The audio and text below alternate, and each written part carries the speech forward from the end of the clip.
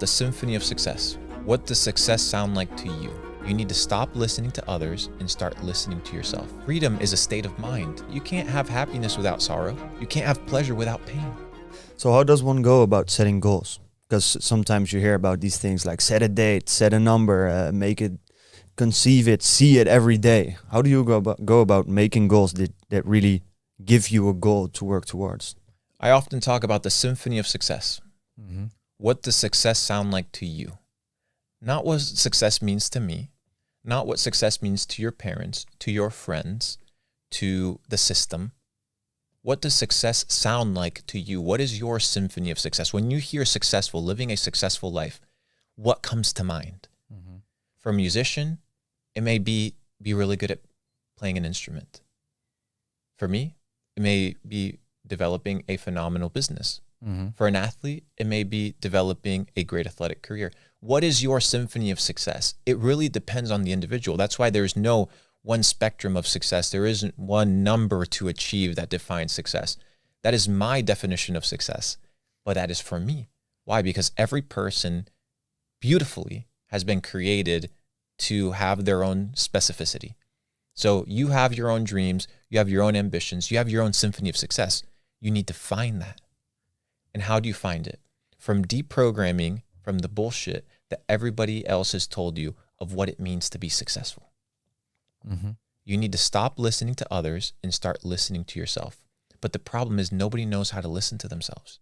Mm-hmm. They're scrolling on TikTok, music on loud every day, when they're driving, fucking radio turned on, when they're home scrolling on their phones, when they ask for opinions, they ask for opinions from other people. They ain't even asking opinions from themselves. They're going to a fucking psychologist, asking a psychologist for wisdom and advice on how to live their lives.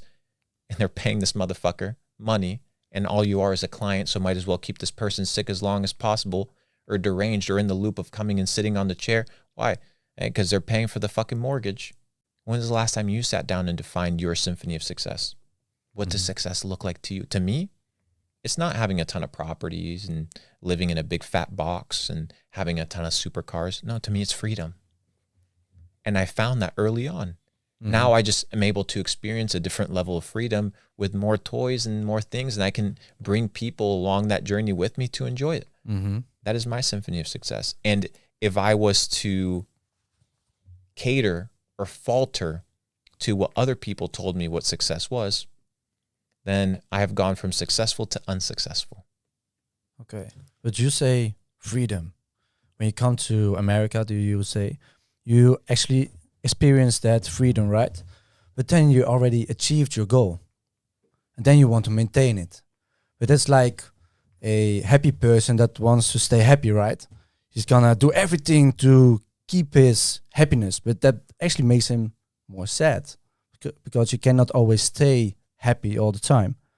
How does that go with freedom? Because sometimes you have to maybe work, like you said, like you're sleeping on the couch and you have to work, you have to do door-to-door sales, you have to do other stuff. That's not actually really freedom, right? So what was your purpose then when you came to the US? Like you experienced freedom, but what goal was next for you then? Well, you defined two different things. The first thing you mentioned was happiness. Yeah. Happiness is an emotion, so it comes and goes. So anybody that's pursuing something that's fleeting will not be able to hold on to it. Why? Because you cannot be a happy person all the time. So to pursue happiness is an unachievable goal. But to pursue freedom is a state of mind, right? Freedom is a state of being. It's not an emotion. I can still be sad and be free. I can still be happy and be free. So if somebody that's like, well, I want to be a happy person. Well, good luck, bro. Good luck. Good luck being free, right? Good luck being happy. It's two different things.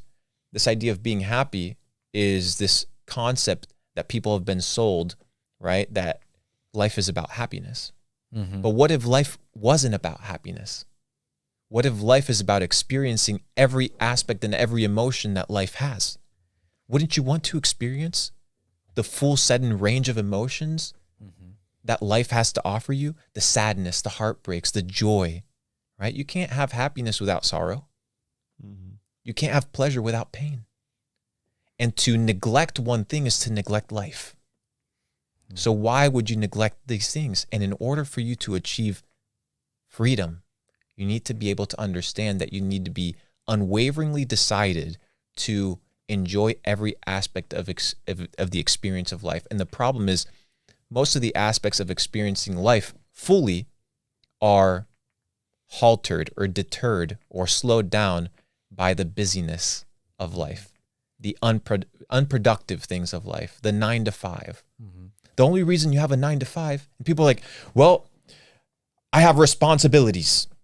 You established these responsibilities on yourself. Mm-hmm. You decided how much you were going to pay for rent. You decided how much you were going to pay for that car. You have a kid, you decide to fuck that bitch. Mm-hmm. It's your responsibility. Every aspect of your life, every responsibility that you have is self-imposed for the most part. There are exceptions. So your question is, how much responsibility do you want? Look at a fucking dog, bro. 0 responsibilities. Lives happy as hell. Yeah, true. There's an ancient proverb that says, walk like a turtle, sleep like a dog, and you'll be happy.